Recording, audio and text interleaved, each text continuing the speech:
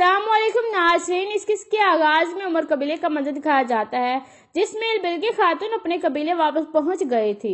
इतने में सिरमा खातून वहां पहुंच जाती है और कहती है, क्या हुआ है बाजी, क्या आज तो सब शादी के लिए मान गए हैं? तो बिल्की खातून कहती है वो अपना वादा पूरा करना चाहते हैं। ये सुनकर सिरमा खातून कहती है तो मैं कबीले की औरतों को कहती हूँ ताकि वो शानदार शादी की तैयारियां शुरू कर दे। तो बिल्की खातून कहती है अर्तु साहब एक अहम जिम्मेदारी के लिए कहीं जा रहे हैं, जब वो सही सलामत वापस आ जाएंगे तब हम शादी की तैयारियां मुकम्मल कर लेंगे। कबीले के नए सरदार के लिए हम जिरगा कल मुनक्किद करेंगे। हमारे कबीले के लिए सरदार का होना बहुत जरूरी है। इसके बाद अगला दिन शुरू हो जाता है और कई कबीले का मंजर दिखाया जाता है जिसमें अर्तु साहब नमाज पढ़ रहे थे और दुआ के लिए हाथ उठाते हैं और कहते हैं, या अल्लाह मुझे इस मुश्किल रास्ते पर कामयाब करना। मेरे लोगों की उम्मीदें इस सफर पर मुनहसर है। मुझे अपनी जिम्मेदारी मुनासिब तरीके से पूरा करने की तौफीक अता फरमा। दुआ के बाद अर्तु सब खड़े हो जाते हैं। इतने में गुलदारों अंदर दाखिल होता है और कहते हैं, अल्लाह तुम्हारी दुआ को कबूल करे भाई, हमारे सिपाही तैयार है और वो आपका इंतजार कर रहे हैं। अर्तुल साहब कहते, भाई मेरे पास एक लंबा सफर है, आप प्लीज मुझे अपनी दुआएं दे। गुलदारों गले मिलते हुए कहते हैं, भाई मेरी दुआएं हमेशा तुम्हारे साथ है। इतने में तुर्गुत इजाजत लेकर अंदर दाखिल हो जाता है। मैंने सुना है सरदार आप एक लंबे सफर पर जा रहे हैं, आप कैसे मुझे छोड़कर किला जा सकते हैं, इसलिए मैं भी तैयार हूँ। अर्तुल साहब कहते, भाई पहले तुम्हारे जख्म ठीक हो जाए, तुम आराम करो, अभी तुम्हारे लिए कोई जिम्मेदारी नहीं है। तुर्गुत कहता है, सरदार मुश्किल वक्त में एक सिपाही आराम से नहीं बैठ सकता। अल्लाह का शुक्र है कि मैं इतना ठीक हूँ कि मैं अपना कलहारा चला सकता हूँ। अर्तु साहब कहते हैं, ठीक है, लेकिन तुम मेरे साथ नहीं आओगे बल्कि गुलदारो भाई के साथ जाओगे। मेरा सफर लंबा है इसलिए तुम गुलदारो भाई के साथ जाओ। तुर्गुत कहता है, ठीक है सरदार, जैसे आपका हुक्म। दूसरी तरफ उमर कबीले में बिल्की खातून कहती है एक आदमी को कहती है, बताओ साहब आप मेरे बाबा के बहुत अच्छे दोस्त हैं, इसलिए सबसे पहले मशवरा मैं आपसे करना चाहती हूँ। आदमी कहता है, हुक्म करे बिल्की खातून। बिल्की खातून कहती है, मैं जल्द शादी करके काई कबीले की खातून बन जाऊंगी। इसके लिए मुझे उमर कबीले के लिए एक नया सरदार ढूंढना होगा और मेरी नजर में सबसे अच्छे सरदार आप ही हैं। ताज साहब कहते हैं, मुझे कोई एतराज नहीं है बिल्की खातून, क्या जिरगे के लोग मुझे कबूल कर लेंगे? ये बिल्की खातून कहती हैं, आप परेशान मत हो, अर्तुल साहब और मैं आपके साथ हैं। दूसरी तरफ जंगल में आरिफ का शिकार खेल रहा था। इतने में एक आदमी भागता हुआ आता है और कहता है, इतने में आरिफ बुका बोल पड़ता है और कहता है, तुम्हारी वजह से मैंने अपना शिकार खो दिया है, अगर कोई अहम बात ना हुई तो मेरा शिकार तुम बन जाओगे। और गुलदारा दोनों कबीलों से निकल गए हैं। अर्तु मशरिक की तरफ गया है और गुलदारा जनूब की तरफ गया है। गुलदारो कहता है, अगर अर्तु सोना लेने नहीं जा रहा तो वो कहाँ जा रहा है? इसका मतलब है कि सोना लेने गुलदारो जा रहा है, लेकिन अर्तु कहाँ जा रहा है? मुझे लगता है कि वो इससे भी अहम मामले के लिए कहीं जा रहा है, बल्कि हो सकता है कि अर्तु बल्कि खां से मिलने जा रहा हो। ये सोचकर आरिफ बुका उस आदमी को कहता है, तुमने तो मुझे बहुत बड़ा शिकार दे दिया है, हमें लाजमी इन दोनों भाइयों को काबू में करना होगा। कुछ आदमियों को तुम उधर ले जाओ और कुछ आदमियों को मैं अपने साथ ले जाता हूँ। ये सुनकर वो आदमी पीछे भागने लगता है। फिर आरिफ बुका अपने सिपाहियों को कहता है, हम अर्तुल के पीछे जा रहे हैं, उसको हम ऐसी मौत देंगे जो सबके लिए इबरतनाक होगी। दूसरी तरफ अर्तु साहब अपने सिपाहियों को लेकर बड़की खां की तरफ रवाना हो चुका था। इसके बाद एक मंजर दिखाया जाता है जहाँ पर कुछ घोड़े गाड़ियां मौजूद थी। इतने में गुलदारो और तुर्गुत भी वहाँ पहुँच जाते हैं और जारमियों के पीछे छुप जाते हैं। गुलदारो कहता है, मुझे लगता है कि वो आ गए हैं, लेकिन हमें मुहतात रहना होगा। इसी दौरान घोड़ा गाड़ी में मौजूद आदमी कहता है, वो हमें बरकी खां के लोग समझेंगे। जब गुलदारो हमारे करीब आएगा हम उसके सिपाहियों को मार देंगे और गुलदारो को जिंदा पकड़ लेंगे। ये सोच कर वो थोड़ा थोड़ा आगे बढ़ने लगते हैं। दूसरी तरफ अर्तु साहब अपनी मंजिल के लिए रवां दवां थे और आरिफ बुका उन्हें देखकर बहुत खुश हो रहा था। दूसरा आदमी कहता है, सरदार हमले के लिए हर चीज तैयार है। आरिफ बुका कहता है, तो इंतजार किस बात का कर रहे हो, चलो चलते हैं। ये कहकर वो चल पड़ते हैं। दूसरी तरफ गुलदारो आगे आ जाता है और उस आदमी से पूछता है, आप सामान कहाँ से लेकर आए हो? वो आदमी कहता है, दूसरी रियासत से। फिर वो दोनों एक दूसरे को मोहर निकालते हैं। फिर गुलदारो कहता है, सिपाहियों सामान देखो, सारे संदूक उतार लो। ये कहकर सिपाही आगे बढ़ते हैं। दूसरी तरफ औरतें सब जा रहे थे कि रास्ते में कुछ दरख्त गिरे पड़े थे और यहाँ पर इस एपिसोड का इख्तिताम हो जाता है। اپنے گھر کے سین میں اسکوٹی کرتے ہوئے ماہر کو غیر معمولی چہل پہل کا احساس ہوا۔ بحریکی کمرے کی دروازے کھلتے ہوئے وہ اندر داخل ہوا۔ سینٹر ٹیبل پر لگے نوار اقسام کی اسکرین اور ان سے انصاف کرتی سارے کو دیکھ کر اس کی بھوک چمک اٹھی تھی۔ کی پر ٹنکنے پر پرس کو اس نے میز پر ڈالا اور سارا کے پاس بیٹھ گئی۔ کوئی مہمان آیا تھا کیا؟ اس نے گلاب جامن اپنے منہ میں ڈالتے ہوئے وہاں کو مخاطب کیا۔ ہاں آئے تھے مہمان، انہوں نے جواب دیا۔ کوئی خاص لوگ تھے؟ اس کا ہاتھ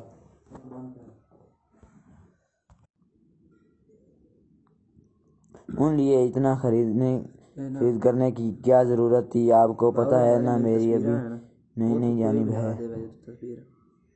چلو آپ مجھے اپنے پیسے کی رب مت دکھاؤ، اپنے روپے سے مانگتے تھے یہ سب۔ میں ہی تو پوچھ رہی ہوں کہ اتنے ناشتے منگوانے کی کیا ضرورت تھی؟ ہر مہینے تو ان کی تشریف آوری ہوئی جاتی تھی۔ رومال سے ہاتھ صاف کر کے اس نے پانی کا گلاس لبوں سے لگایا۔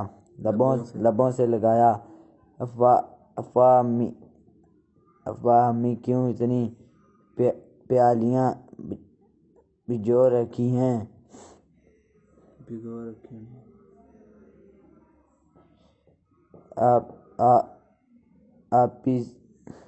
آپ ہی سے بتا دیں نا کہ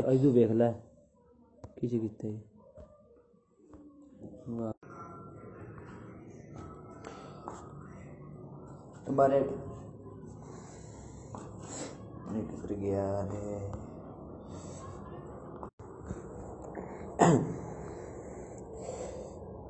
کوئی مہمان؟ چلو اب مجھے اپنے پیسے، تمہاری بات نہیں سنے، آپ انکار کر دیں ورنہ پھر مرنا کیا؟ ہاں اب تم اتنی بڑی ہو گئی ہو کہ ہمیں دھمکیاں دو۔ کیا کمایا ہے؟ کام میں نہیں ہوگی کوئی کمی، مگر مجھے شادی ہی نہیں کرنی ہے۔ اس پر اپنی ماں کے غصے کا کوئی اثر نہ ہوا۔ ہاں آپ کی کیا کہہ رہی ہیں؟ اگر آپ کی شادی نہ ہوئی تو پھر میری باری کس طرح آئے گی؟ سارا نے اسے ٹوکا۔ تو تم کیا کر لو نا کامل سے شادی۔ وہ سارا پر الٹ پلٹ بات کر لی امی سے۔ میں تیار ہوں اس نے وجہ سے کہا تھا اور ایک بھاری سے ہاتھ دب سے اس کے کندھے پر مارا۔ حد ہو گئی ہے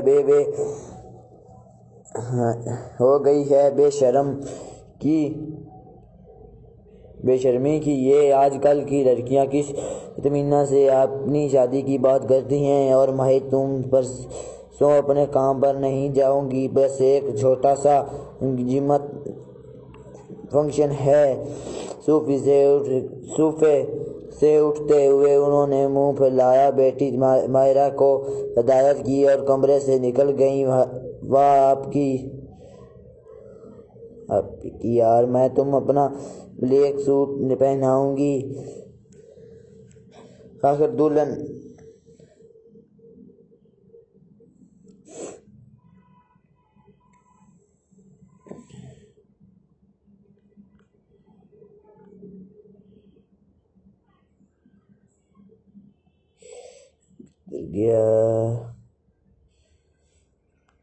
میں اب تو اپنا بلیک سوٹ پہناؤں گی آخر دلہن کی چھوٹی بہن بنی ہوں میں۔ سارا اپنے کندھے سے لاتے کہہ رہی تھی۔ سارا تم میری ایک کام کرو گی؟ اس نے سنجیدگی سے اسے مخاطب کیا۔ کامل بھائی کوئی مسیج دنیا ہے؟ اس نے شرارت سے کہا۔ ہاں کیا واقعی؟ ہاں اس سے کہہ کہ میں کل اس سے ملنا چاہتی ہوں۔ واہ ابھی تو آپ ان سے شادی کرنے کے لیے تیار نہیں تھی اور اب سٹ اپ۔ میں اسے کنوینس کروں گی کہ وہ شادی سے انکار کر دے۔ اس کی بات نے سارا کو ایک لمحے کے لیے خاموش کر دیا۔ مگر کیوں؟ آپ کی نہ تم یہ کام کرو گی یا نہیں، ایک شرط پر۔ وہ کیا؟ اگر آپ مجھے کرنٹیس کریم کھلائیں گی تب۔ بالکل نہیں۔ چکن لالی پاپ بھی ہوتی نہیں، چکن رول گولڈ کافی سارا، یہ تم fried rice and chicken chilli بھی اچھا۔ بس کرو لالچی پیٹو، کھلا دوں گی میں یہ سب۔ اس نے ہار مانتے ہوئے کہا، آگے اب یہ میرا کام ہے کہ آپ یا چچی اور امی کی عالم میں لائے بغیر کامل بھائی کی آپ سے ایک سیٹ سی ملاقات کر دوں۔ سارا کی بچی، یہ سویٹ سی ملاقات کیا ہوتی ہے؟ اس نے اس کا دایاں کان زور سے کھینچا۔ میں تو یہی دعا کروں گی کہ یہ ملاقات تلخ ہونے کے بجائے سویٹ ہی رہے۔ وہ اپنے کان کھینچے جانے کے بار مانے بغیر خلوص سے کہہ رہی تھی۔ اس چھوٹی سی کافی شاپ میں بیٹھے ہوئے اس کی نظریں شیشے کے پار تھیں۔ وہ اسے کافی شاپ کی طرف آتا نظر آ گیا۔ وہ نروس ہونے لگی۔ پیشانی پر ابھرنے والے پسینے کی بوندیں کو اس نے رومال سے پونجا اور ایک گلاس ٹھنڈا پانی خلق میں ڈال لیا۔ اس کے ٹیبل تک آنے تک وہ خود کو نامل کر چکی تھی۔ السلام علیکم۔ وہ اس کے قابل بیٹھا بولا، وعلیکم السلام، کیسے ہو؟ فائن۔ دو کافی اور دو ویٹر کو رات دینے کے بعد وہ اس کی جادی متوجہ ہوا۔ کامل میں مزید میز پر رکھے اپنے دونوں ہاتھوں کو اس نے بائیں ملایا اور گہری سانس لی۔ کامل، تم شادی سے انکار کر دو۔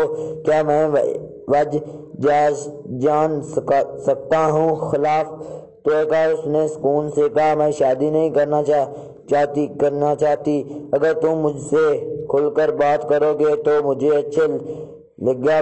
مائرہ،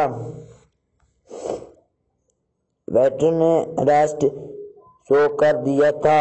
مائرہ نے کافی کا کپ سیدھا کرتے ہوئے اسے لبوں سے لگایا۔ میں جاب کرتی ہوں۔ کامل، تو اس نے نہ سمجھے والے انداز میں دیکھا، میں جاب نہیں چھوڑنا چاہتی۔ یہ ہماری شادی کے بیچ تمہاری جان کہاں سے آ گئی؟ کیوں نہ مجھے معلوم ہے کہ تم شادی کے بغیر مجھے جاب نہیں کرنے دو گے، اور تمہیں ایسے کیوں لگتا ہے؟ تمہاری مرضی ہے، تم جاب کرنا چاہتی ہو تو کرنا، نہ کرنا چاہو تو نہ کرنا۔ میں کبھی اس کے لیے تمہیں فرمائش نہیں کروں گا۔ مائرہ اس کی بات سنتے اسے حیرت سے دیکھ رہی تھی۔ تم سچ کہہ رہے ہو؟ بالکل۔ پرومس ٹھیک ہوں۔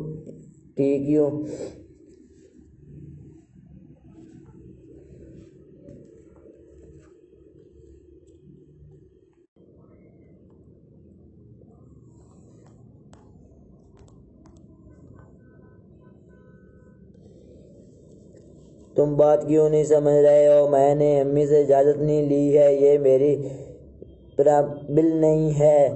میں نے تم سے وعدہ کیا تھا، تمہاری امی سے نہیں۔ وہ سب تو ٹھیک ہے یار، مگر امی کی اجازت کے بغیر تم تو جاب نہیں کر سکتی۔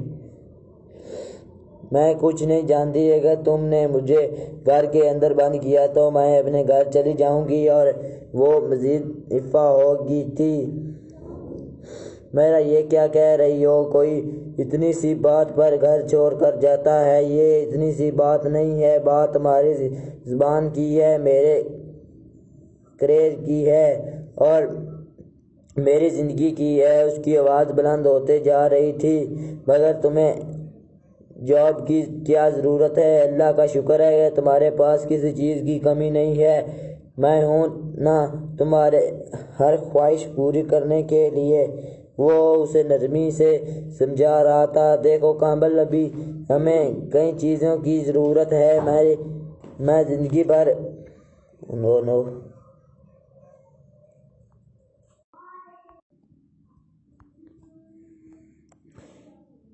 دیکھو کامل، ابھی ہمیں کئی چیزوں کی ضرورت ہے۔ میری زندگی بھر ان 3 کمرے کے مکان میں نہیں رہ سکتی۔ تمہاری ساری سہیلیاں 3-4 طرح کی بلو میں، 2 بہنوں کی شادی میں، آپ یا چچی کے داؤ میں کسی طرح ختم ہو گئی۔ تمہیں اندازہ بھی نہیں ہوگا پھر کس طرح کرو گی میری ہر خواہش پوری۔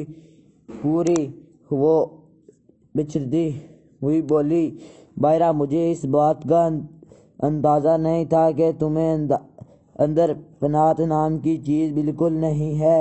اس نے افسوس کے ساتھ کہا، اگر تم میرے ایک بہترین زندگی کی خواہش کو لالچ کہتے ہو تو ٹھیک ہے۔ میں ہوں لالچی ہوتی ہوں کہ وہ عورتوں کا نا جن پاس کوئی چوائس نہیں ہوتی، مگر میں مائرہ میرے اندر یہ پوٹینشل ہے کہ میں اپنی زندگی خود بہتر کر سکتی ہوں۔ اس کی سد بڑھتی جا رہی تھی۔ مائرہ پلیز چھوڑ دو نا ضد۔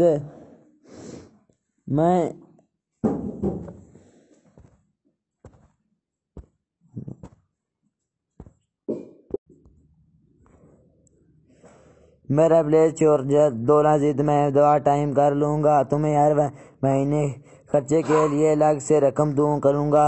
اس کے دونوں ہاتھ ماتھے ہوں۔ اس نے ماں سے کہا، تو ایک کام کرو کامل، میری ساری ڈگریاں سرٹیفکیٹ آگ میں جھونک دو۔ میں نے راتوں کو جاگ کر محنت اس لیے نہیں کی کہ اپنی صلاحیتوں کو الماری میں جنگ لگاؤں۔ اس نے جھٹکے سے ہاتھ چھڑایا۔ اچھا اٹھو، امی کے پاس چلتے ہیں۔ اس نے ان سے ایک بار بات کر کے دیکھنے میں کوئی حرج نہیں ہے۔ وہ کھڑی ہوتے ہوئے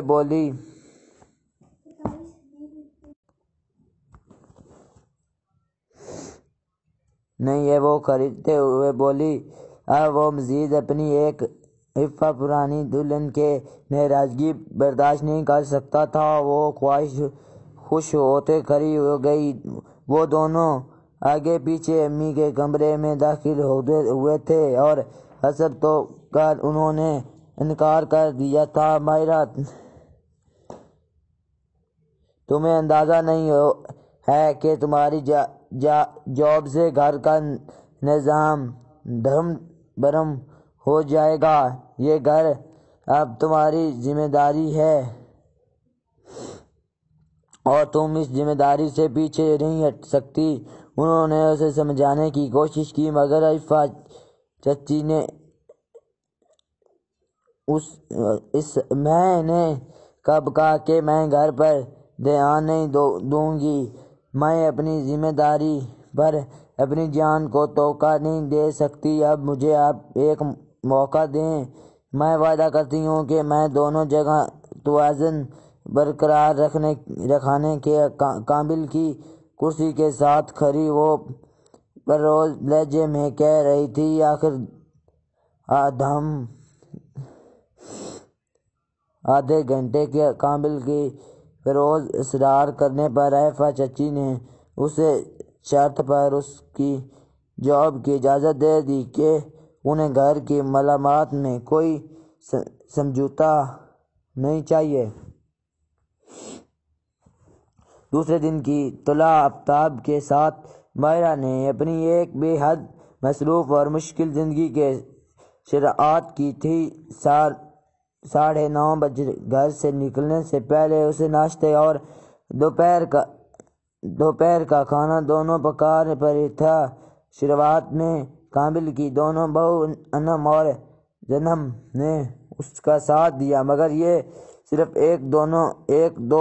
دونوں پر مدحوت تھا، کیونکہ اب وہ کالج سے آ کر کمرے سے باہر ہی نہیں نکلتی تھی۔ اس نے کامل سے اس کی شکایت کی تو کامل نے عافیہ چچی سے، انم اور جنم سے ماہر کی کچن میں مدد کرنے کو کہا۔ تمہاری بیوی نے خود ہی یہ مصیبت اپنے سر مول لی ہے، اب میری بچیاں پڑھائی کریں یا کام کریں؟ عافیہ چچی کا یہی جواب تھا، اور اس جواب کو کامل نے من و عن ماہر کے ساتھ دہرا دیا تھا۔ اس دن کے بعد سے ماہرہ نے کام کے بوجھ کی شکایت کامل سے کبھی نہ کی۔ 3 بجے جب وہ دوپہر کو تھکی ہاری گھر آتی تو ڈھیروں کام کا بوجھ اسے اپنے دکن اتارنے کا موقع بھی نہیں دیتا۔ ہر مہینے کے آخر میں وہ تھکنے لگی، وہ سوچتی کہ اس دفعہ وہ جاب چھوڑ دے گی، مگر 3 تاریخ کو بیگ سے نکلے نئے اور خوبصورت نوٹ اس کے ادارے کو دھمکا دیتے اور وہ نو سرے سے عزم و حوصلے سے دوسرے دن آفس جانے کے لیے تیار ہو جاتی۔ اپنی سیلری اور اسے اپنا عزیز ایسا محسوس ہوتا تھا، ان سے وہ خریدتی، اپنے لیے جتنا مرضی کپڑے لیتی، جوتے خریدتی، برانڈ میک اپ خرید، ہر چیز اسے اپنی دستران میں محسوس ہوتی تھی، اور اسے تب اپنی یہ بھاگ دوڑ بھی بری نہیں لگتی۔ آج مہینے کا آخری دن تھا، اس لیے ماہرہ اپنی کچھ دوستوں کے ساتھ شاپنگ پر جا رہی تھی۔ اس وقت وہ جلدی بالوں پر برش پھیر تیار ہو رہی تھی۔ کمرے کا دروازہ کھلا اور تھکا مدید کامل انداز داخل ہوا۔ ماہرہ ایک گلاس پانی پلاؤ گی؟ وہ صوفے پر گرنے کے سے انداز میں بیٹھا بولا۔ اس نے برش ڈریسنگ ٹیبل پر ڈالا اور پانی کا بھرا گلاس کامل کی جانب بڑھا دیا۔ چائے پیو گے؟ نہیں۔ تم کہاں جا رہی ہو؟ اس نے خالی گلاس میز پر رکھ دیا اور اس کی تیاری کو دیکھتے ہوئے پوچھا۔ ہاں، ذرا شاپنگ پر، آج پیمنٹ ملی تھی تو سارے کلینک نے پلان کر لیا۔ وہ برش لے کر اس کے پاس ہی بیٹھ گئی تھی۔ لو، اس سے اپنے لیے کچھ لے لینا۔ کامل نے اپنی جیب سے 2000 کے نوٹ نکال کر اس کی جانب بڑھائے۔ میرے پاس پیسے ہیں کامل۔ اس نے اپنے ہاتھ آگے نہیں بڑھایا۔ لے لو یہ یار، مجھے اچھا لگے گا اگر تم اس پیسے سے اپنے لیے کوئی ڈریس لو گی۔ نوٹ اب بھی اس کی جانب بڑھائے ہوئے تھے۔ مگر آج میں کوئی ڈریس نہیں لوں گی۔ تو ٹھیک ہے، کچھ اور لے لینا۔ ہو سکتا ہے کہ بغیر کچھ خریدے واپس آ جاؤ۔ آج تو رکھ لو نا اپنے پاس۔ وہ مصر تھا۔ اوکے تو کامل، میں تمہارا یہ پیسہ رکھ لیتی ہوں، مگر میں نے ڈیمانڈ میں جو ڈریس دیکھی ہے وہ کم سے کم 5000 کی آئے گی، اور اس وقت میرے پرس میں 2000 کے 6 نوٹ رکھے ہیں۔ وہ سارے لہجے میں کہے ہوئے اپنا پرس کھول کر دے رہی تھی۔ اس کے الفاظ اس کے لہجے کی طرح سادگی سے پر نہیں تھے۔ کامل کا چہرہ سرخ پڑ گیا تھا۔ کامل ہم نئی فریج لے لیں، وہ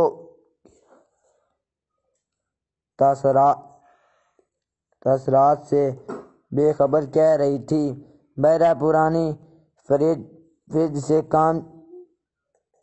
کام چل ہی رہا ہے۔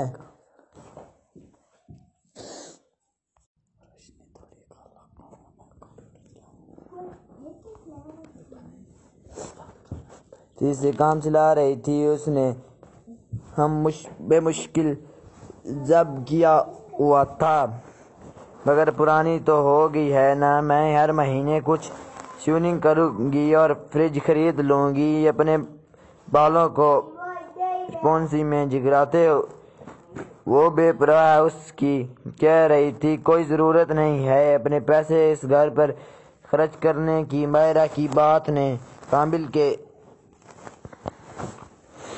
کامل کی ناراضگی بڑھا دی تھی۔ اوہ کچھ نہیں ہوتا، یہ گھر میرا بھی تو ہے، اگر تمہارا کچھ بوجھ میں ہلکا کر دو تو کیا فرق پڑتا ہے؟ کامل نے جواباً کچھ نہ کہا۔ اسے برا لگا تو مگر شاید مائرہ نے کوئی نوٹس نہ لیا۔ کیسی لگ رہی ہوں میں؟ وہ تیار ہو چکی تھی۔ اچھی لگ رہی ہو، اس نے سپاٹ لہجے میں کہا۔ اچھا، میں ان کی نکلتی ہوں، خدا حافظ۔ کون کیپر پرس ٹنگتے وہ کمرے سے باہر نکل گئی۔ اس کی پشت کو دیکھتے ہوئے کامل نے ایک طویل سانس لی اور اپنا سر صوفے کے پشت پر ٹکا لیا۔ آج مائرہ نے اس کو پیسے واپس کرے اسے اپنی ہر نظروں میں بے وقت کر دیا تھا۔ وقت اپنی رفتار سے چلتا 6 سال مزید آگے بڑھ گیا تھا۔ اسی عرصے میں مائرہ اور کامل کی زندگی میں کافی کچھ بدل گیا تھا۔ ان کی فیملی میں 3 معصوم نفوس کا اضافہ ہو گیا تھا۔ 5 سال کی جوروں شفا اور دفا اور 3 سال کا عادی انم اور زنم کی شادیاں ہو چکی تھی، اور ان کی شادیوں میں مائرہ نے اپنے پیسوں سے بھرپور تعاون کیا تھا۔ گھر میں موجود ڈبل ڈور فریج، نئی واشنگ مشین، 40 انچ کا LCD، سب کچھ مائرہ کا مرہون منت تھا۔ آج وہ 6 سال پہلے کی مائرہ نہیں تھی جو اپنی سیلری سے اپنا شوق پورا کرتی تھی۔ اب وہ جب اس کی ضرورت بن گئی تھی، کیوں نہ کامل اب اسے 2000 کا نوٹ پکڑانے کی غلطی نہیں دہرایا کرتا تھا۔ کامل کے پیسے اس کی ماں کے لیے بہنوں کے سسرال میں 20 پیش قیمت تحائف دینے کے لیے اور خود کے لیے تھے۔ اس میں مائرہ کی کوئی حصہ نہیں تھا۔ عید کے موقع پر جب وہ شفا، وفا اور ہادی کے لیے کپڑے لے کر آتا تو نہ جانے کیوں مائرہ کا دل چاہتا کہ وہ اسے ایک کم قیمت کا صحیح ڈریس خرید کر دے، مگر جو دروازے وہ خود بند کر چکی تھی، اس کھولنے کی ہمت اس میں نہیں تھی۔ وہ اپنے خاندان کی اڈلی بہو، اڈلی ماں اور اڈلی بیوی تھی۔ اس کی مثال ہر جگہ دی جاتی تھی، وہ ہر کسی کے لیے مثال تھی کہ کس طرح اور اس نے اپنی گھر اور گیلری کا توازن بحسن برقرار رکھا ہے۔ دوسروں کی زندگیوں کو پرفیکٹ بناتے بناتے وہ اپنی زندگی جما چھوڑ چکی تھی۔ رات کو کھانے کے بعد کامل کو چائے پینے کی عادت تھی۔ وہ دن بھر کی تھکن کے اب بس سونے ہی جا رہی تھی۔ اس نے اس کی طرف چائے کا کپ بڑھایا اور خود بیڈ پر لیٹ گئی۔ اس وقت اسے یاد آیا کہ کل شفا اور وفا کی ٹیوشن فیس دینی ہے۔ کامل بچوں کی میم فیس کی مطالبہ کر رہی تھی۔ اس نے چائے پیتی کامل کو اپنی طرف متوجہ کیا۔ ہاں تم سے ایک بات کرنی تھی۔ ایک دفعہ تو میں فیس دے رہی ہوں مگر اسکول مجھے فیس دینے کے بعد میرے پاس ٹیوشن فیس کی گنجائش نہیں ہوتی، اس لیے یا تو تم خود فیس دو یا پھر بچوں کو خود ہی پڑھا دیا کرو، اس نے بے نیازی سے کہا۔ مائرہ نے بغیر کچھ کے کروٹ بدل لی تھی۔ اس کے ناتوازن کندھوں پر ایک اور بوجھ آ گیا کیونکہ اس کے پاس گھر کے کاموں سے فرصت پا کر جو وقت بچا تھا تو وہ اتنی تھکن ہوتی تھی کہ اس میں بچوں کو پڑھانے کی ہمت نہ تھی۔ دیر دیر اسے احساس ہو رہا تھا کہ کامل اس کے اور اپنے بچوں کی اتنی ذمہ داری نہیں تھی جتنی اسے ہونا چاہیے تھا۔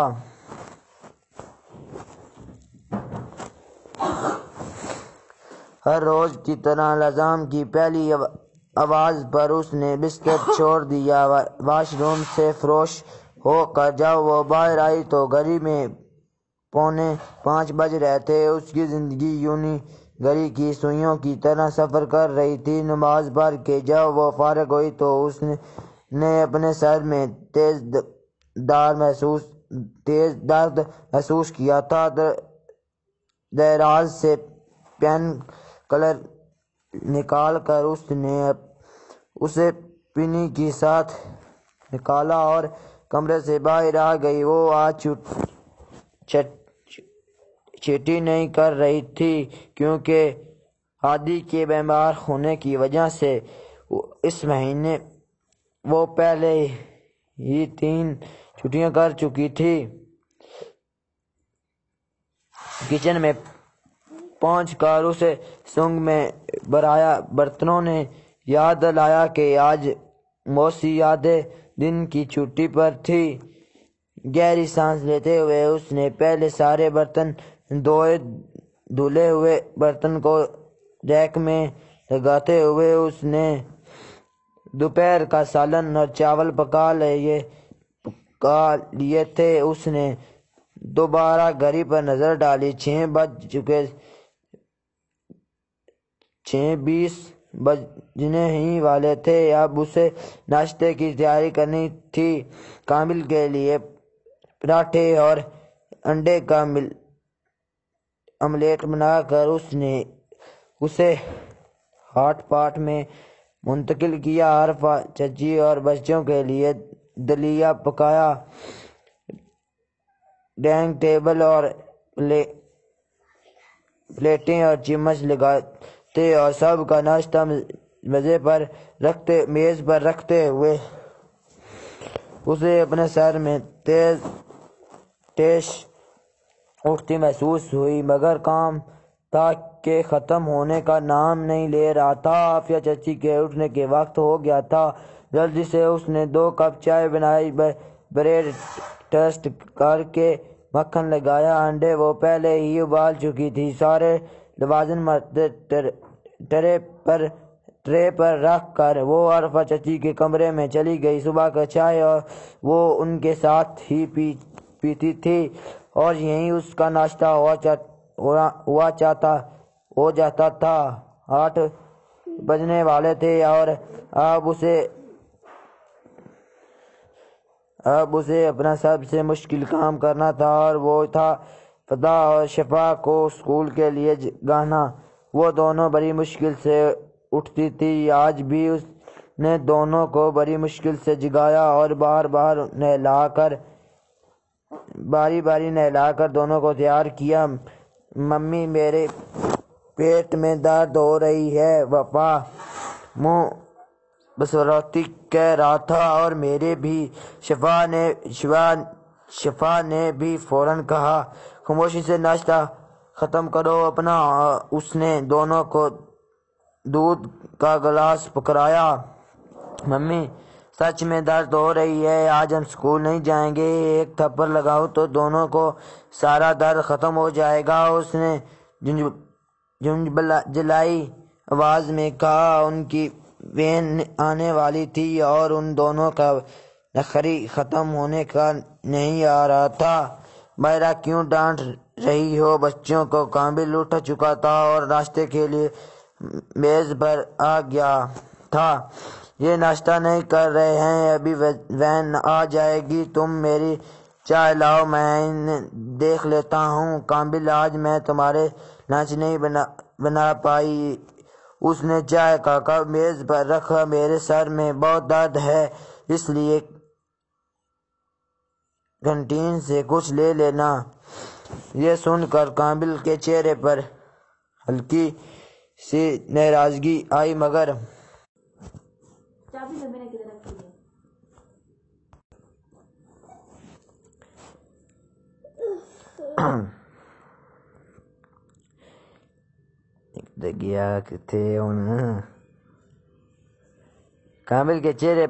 سی ناراضگی آئی، مگر اس نے اپنی ناگواری پر فوراً ہی قابو پا لیا۔ سر میں درد ہی تو دوا لے لو، چائے کا کپ لبوں سے لگا۔ وہ اخبار کا صفحہ پلٹتے ہوئے بولا۔